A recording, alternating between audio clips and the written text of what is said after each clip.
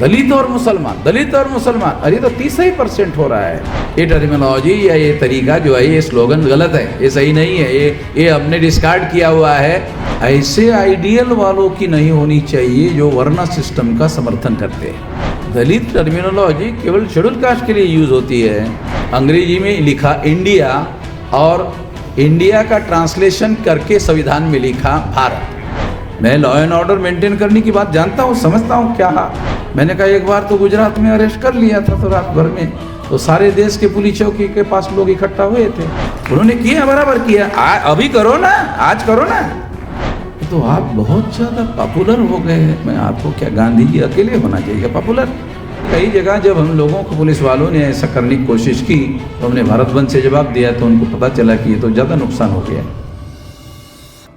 Regional तंजीमें जो देश में है, बहुत सारी रीजनल तंजीमें हैं, उनको मुसलमानों के द्वारा कांग्रेस के या बीजेपी के विरोध में साथ सहयोग देते हुए और वो बैकवर्ड क्लासेस की तंजीमें है, ऐसा भी कहा जाता है कि मुसलमानों ने उनको साथ दिया। मगर जो गैरबराबरी का निज़ाम बनाए रखने वाले लोग हैं, उनकी तंजीमें राष्ट्रीय स्तर की है। तो राष्ट्रीय स्तर की तंजीमों को रीजनल लेवल से आप कैसा विरोध कर सकते हैं? हमारे कुछ मुस्लिम भाई ये कहते हैं कि हमने फला जो स्टेट के संगठन को हमने साथ दिया, उसको साथ दिया, उसको साथ दिया। तो मैं ऐसा कहना चाहता हूँ, ये बात तो सही कह रहे हैं कि आपने दिया, तो उसमें दो कमियां हैं। एक तो वो रीजनल फोर्स है, जो नेशनल फोर्स जो ब्राह्मणवादियों का है, उसका वो विरोध करने के लिए सक्षम नहीं है राष्ट्रीय स्तर पर, इसलिए आप सही तरीके से सोच नहीं रहे हैं, सही तरीके से नहीं सोच रहे। दूसरा है, तो रीजनल फोर्स से साथ सहयोग करने से आप राष्ट्रीय स्तर के जो फोर्स है मनोवादियों उनका आप मुकम्मल मुकाबला नहीं कर सकते। एक तो ये बात हम लोगों को ध्यान रखना चाहिए। और दूसरी बात ये है कि यदि आप रीजनल फोर्स को साथ देने से ये साध्य करते होते तो ये साथ आपका मामला हल हो गया होता, ऐसा तो हुआ नहीं। तो इसलिए ये लड़ाई राष्ट्रीय स्तर की जो तंजीम होगी और जो रीजनल फोर्सेस को आपने साथ सहयोग दिया, वो उसमें और एक दूसरी कमी है। वो दूसरी कमी क्या है? वो रीजनल फोर्स की जो कमी, रीजनल फोर्स है, उसका आइडियल गांधी जी है। उसका आइडियल गांधी जी है जो वर्ण व्यवस्था का समर्थन करता है। अंसारी समझ में है ना? तो आपको तो पता है कि उसका जो आइडियल है वो गांधी जी है जो वर्ण व्यवस्था का समर्थन करता है। तो वर्ण व्यवस्था का समर्थन करने वाले गांधी जी का आप इनडायरेक्टली या डायरेक्टली समर्थन करते हैं, इससे भी मामला हल नहीं होने वाला।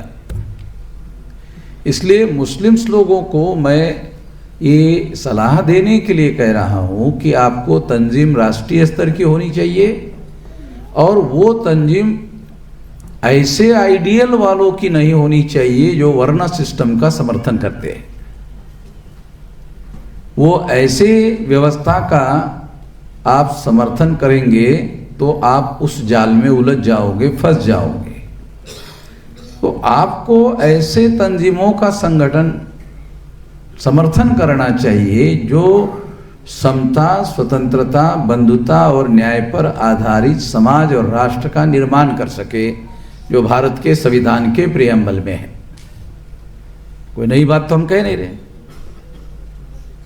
अभी मेरे पास में मैसेज आया पुलिस वालों का मैसेज आए कि आप लोग राजनीतिक भाषण कर रहे हैं, मुझे तो पुलिस वालों के दिमाग पर दया आती है। भारत के संविधान में राजनीति में पर भाषण नहीं कर सकते, कहाँ लिखा हुआ है? अभी माने है क्या लिखा हुआ है? कहीं तो लिखा हुआ नहीं है। तो कौन लोग उनको बता रहे हैं अरे लोग राजनीतिक भाषण कर रहे हैं? मैं तो डेली राजनीतिक भाषण करता हूं। किसी भी विषय पर भाषण करने के लिए आर्टिकल 19 में जो मौलिक अधिकार है, उस मौलिक अधिकार के तरह के है। ये सामान्य अधिकार नहीं है, मौलिक अधिकार है। और मौलिक अधिकारों को सुप्रीम कोर्ट का प्रोटेक्शन है आर्टिकल 32 के तहत। पढ़ लेना। मैं भारत सरकार को, राज्य सरकार को अनुरोध करता हूं कि पुलिस वालों का ट्रेनिंग शुरू करे। ट्रेनिंग में क्लास लेने की जरूरत पड़े तो मैं मुफ्त में आपको पुलिस वालों को ट्रेनिंग देने के लिए तैयार हूं कि संविधान के तहत आपको लॉ एंड ऑर्डर मेंटेन करने का अधिकार दिया गया है, तो लॉ एंड ऑर्डर को कैसे मेंटेन किया जाए। बड़े बड़े फसादात करवाने वाले, भाषण करने वाले लोगों को पुलिस वालों ने कुछ नहीं किया, ऐसे रिकॉर्ड है। तो मैं बड़ी हैरानी होती है मुझे, और ऐसी विचार करने वाले पुलिस अथॉरिटी में लोग हैं, ये बड़ी दुख की बात है। और उन लोगों को संविधान के तहत आर्टिकल 19 के तहत जो मौलिक अधिकार दिए गए हैं, उन लोगों को रोकने का अधिकार नहीं है। सुप्रीम कोर्ट ने प्रोटेक्ट किया हुआ है आर्टिकल 32 है। भाई हाई कोर्ट के लॉयर हो ना, है बराबर बोल रहा हूं ना? ये देखो हाई कोर्ट के लॉयर बैठा हुआ है और आर्टिकल 32 के तहत प्रोटेक्शन है ना। तो ये बात जो है पुलिस वालों को निश्चित रूप से समझना चाहिए कि ये हमारे मौलिक अधिकार है भाई, किसी के बाप दादा का दिखा हुआ नहीं है। मैं तो बगैर पुलिस परमिशन के कार्यक्रम किया और कहा कि मेरे को अरेस्ट करो। तो फिर पुलिस वालों ने सोचा कि वामन मेश्राम को अरेस्ट करेंगे तो अरेस्ट करने की वजह से तो गांधी जी महान हो गए थे, वामन मेश्राम भी महान हो जाएगा। तो उन्होंने भी आपको अरेस्ट कैसा करें? मैंने कहा एक बार तो गुजरात में अरेस्ट कर लिया था, तो रात भर में तो सारे देश के पुलिस चौकी के पास लोग इकट्ठा हुए थे। तो वहां के पुलिस वालों ने आकर मुझे बताया अरे तो आप बहुत ज्यादा पॉपुलर हो गए हैं। मैं आपको क्या, गांधी जी अकेले होना चाहिए क्या पॉपुलर? मुझे नहीं होना चाहिए है? गांधी जी ने अकेले ने ठेका ले रखा है कि वो पॉपुलर हो जाए और हम ना होए। तो हमारी जो तंजीम है जिसका ये कार्यक्रम हो रहा अंतर्गत, ये 625 जिलों में चल रहा है भाई। अगर एक किसी जिले में या एक किसी एरिया में अगर पुलिस वालों ने हमको परमिशन नहीं दिया थोड़ी देर के लिए, तो मैं फौरी ऐलान कर देता हूं कि ये दिल्ली बंद कर दो। तो एक जिले में कार्यक्रम होने के बजाय सारे दिल्ली में हो जाता है। तो जो लोग पाबंदी लगाने की बातें करते हैं उनको बात समझदारी नहीं है, क्योंकि पाबंदी लगाएंगे तो अब ज्यादा ताकत से करेंगे। देखो मैं चेतावनी के स्वरूप में बात कर रहा हूं। अगर कोई हमारे आर्टिकल 19 जो फंडामेंटल राइट है, संवैधानिक अधिकार है, अगर कोई लगाने की कोशिश करे तो हम राष्ट्रीय स्तर पर उसका मुकाबला करेंगे, राष्ट्रीय स्तर पर कार्रवाई करेंगे, नेशनल लेवल पर कार्रवाई करेंगे। मैं इस तरह की बातें बर्दाश्त करने का आदी नहीं हूं। मैं लॉ एंड ऑर्डर को मेंटेन करने के लिए काम करता हूं। अगर हमारे किसी कार्यकर्ता ने लॉ एंड ऑर्डर का मेंटेन नहीं किया तो मैंने कुछ लोगों को पुलिस के हैंडओवर कर दिया। मेरा रिकॉर्ड है। ये मेरे अपने संगठन के लोगों ने अगर लॉ एंड ऑर्डर मेंटेन नहीं किया तो मैंने उन कार्यकर्ताओं को पुलिस के हैंडओवर कर दिया। मैं लॉ एंड ऑर्डर मेंटेन करने की बात जानता हूं, समझता हूं क्या लॉ एंड ऑर्डर मेंटेन करना चाहिए, कैसे करना चाहिए। कानून और व्यवस्था बनाए रखना एक नागरिक होने की वजह से हमारा कर्तव्य है और ये हम करते हैं। मगर हमारे मौलिक अधिकारों को रुकावट डालने का काम कोई करेगा तो वो भी बात हम बर्दाश्त नहीं करेंगे। तो इसलिए कई जगह जब हम लोगों को पुलिस वालों ने ऐसा करने की कोशिश की तो हमने भारत बंद से जवाब दिया, तो उनको पता चला कि ये तो ज़्यादा नुकसान हो गया। सोचना चाहिए, ये मैं कह रहा हूँ। दूसरी बात मैं आप लोगों को बताना चाहता हूँ कि हसन खान मेवाती का एक उदाहरण दिया गया है यहाँ पर, दिया ना? हाँ, दिया कि नहीं? कि उन्होंने लड़ाई लड़ी थी, बहुत खुशी का, बहुत अच्छा उदाहरण दिया उन्होंने, लड़ी थी। तो हसन खान मेवाती का अनुकरण क्यों नहीं कर रहे हो आज? हसन खान मेवाती ने अच्छा काम किया, आपने ऐसा बताया इधर, तो ऐसा आज करो ना। वो तो उन्होंने किया, बराबर किया, उन्होंने किया, बराबर किया। अभी करो ना, आज करो ना। तुम आज की जो आज नहीं कर रहे हो तो 200 साल पुराना उदाहरण देकर सेटिस्फाइड नहीं कर सकते। कर सकते क्या अंसारी? आज करने की बात चल रही भाई, आज नहीं हो रहा, ये हमारा कहना है। आपके बुजुर्गों ने ऐसा किया था, अच्छा किया था, सही किया था, आप क्यों नहीं कर रहे हो? आपके बुजुर्गों का अनुकरण क्यों नहीं कर रहे हो? गलत बात का विरोध करना चाहिए, नाइंसाफी का विरोध करना चाहिए, आज भी करने की जरूरत है। साथियों, एक और बात भी मैं आप लोगों को कहना चाहता हूं। बहुत बार जो मुस्लिम्स लोग हैं भाषण करते हैं तो दलित मुसलमानों का इत्तेहाद करने की बात करते हैं। दलित मुसलमानों का इत्तेहाद गलत टर्मिनोलॉजी है, गलत बातें हैं। दलित 15%, मुसलमान 15%, 30%, क्या कर लेंगे 30% से? सोच समझकर बोलना जरूरी है भाई। आया मंसारी? दलित 15%, मुसलमान 15%, 30% हो गया। 30% से कोई सरकार ही नहीं बनी आज तक, और 100% कोई वोट किसी को मिलता नहीं है।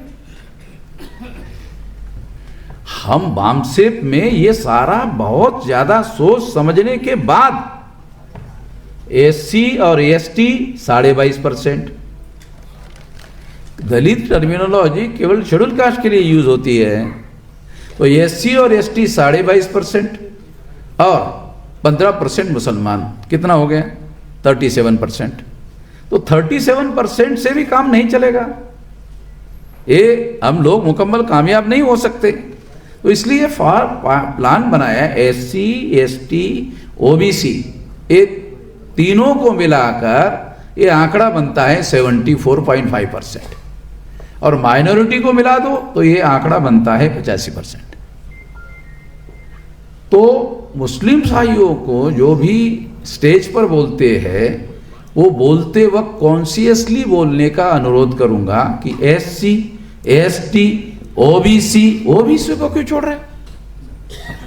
मुस्लिम्स लोग बात करते वक्त दलित और मुसलमान, दलित और मुसलमान, अरे तो 30% हो रहा है। हम तो 85% की बात कर रहे। 85% मान लो यहां आपने बोल दिया, यहां बोल दिया, कितना खर्चा आता है उसके लिए?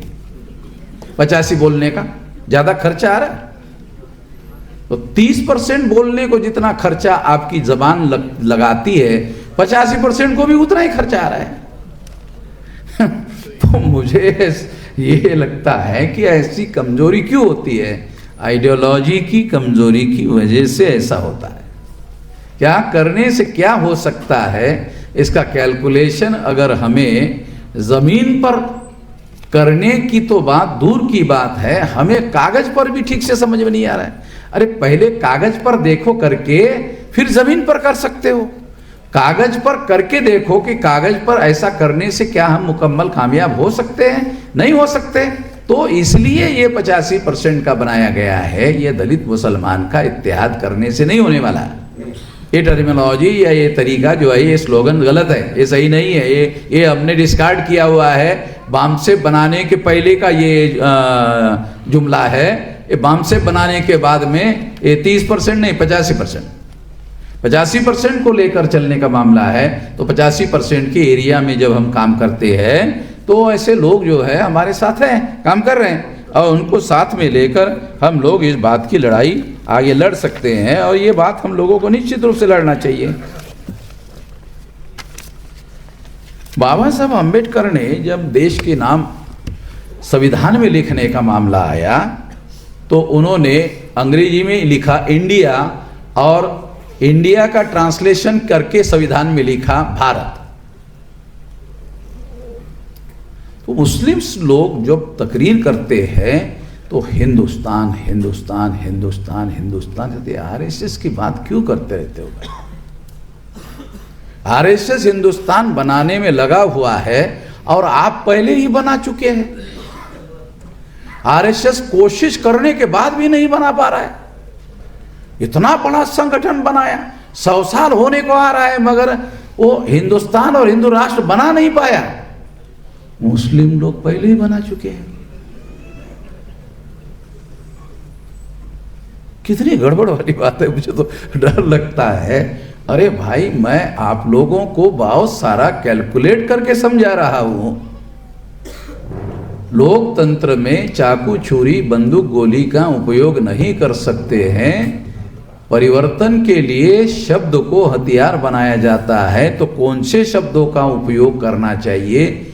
सोच लो फिर बोलो। पहले सोचो फिर बोलो, क्योंकि शब्द शब्द नहीं है लोकतंत्र में, शब्द हथियार है। तो हथियार की तरह उसका उपयोग और प्रयोग करते आना चाहिए। और इसीलिए मैं कहता हूं कि हिंदुस्तान देश का नाम भारत के संविधान में नहीं है। कल अगर आपने हिंदुस्तान कहा और किसी ने आपके ऊपर एफआईआर कर दिया, एफआईआर हो सकता है, मैं आपको बता रहा हूं। देश का नाम India, that is a Bharat. ये पहली लाइन है भारत के संविधान की, India that is a Bharat. आप इंडिया भी नहीं कहते हो, भारत भी नहीं कहते हो, हिंदुस्तान हिंदुस्तान हिंदुस्तान कहते रहते हो। छोड़ दो, ये नहीं है। ये कोई अगर सरफिरा आदमी निकला वो एफआईआर करेगा तो एफआईआर हो सकता है, ये देश का नाम गलत वो उच्चारण कर रहे। अगर पुलिस वालों ने नोट नहीं किया तो डायरेक्ट हाई कोर्ट में केस हो सकती है।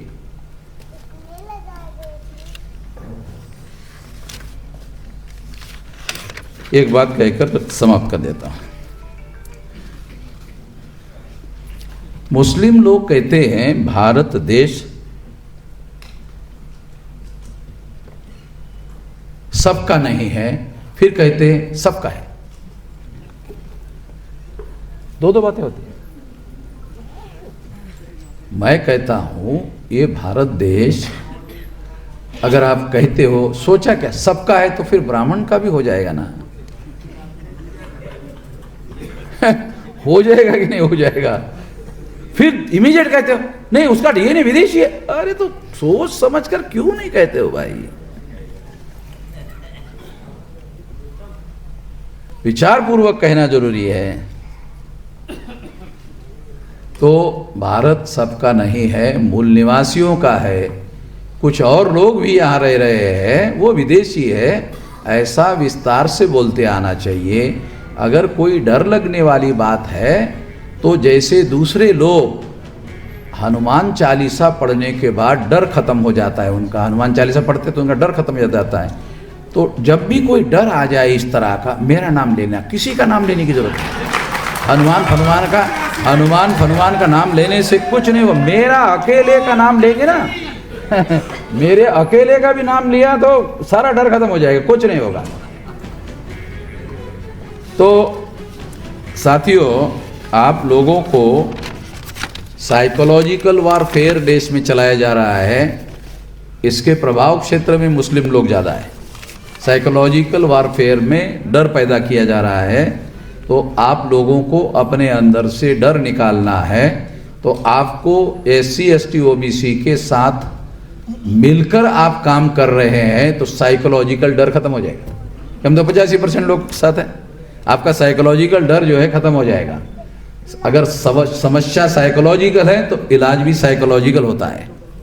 अगर समस्या साइकोलॉजिकल है तो इलाज भी साइकोलॉजिकल होता है। साइकोलॉजिकल इलाज बता रहा हूं, तो उस पर आप अमल करोगे तो ये डर जो है आपके अंदर का खत्म हो जाएगा।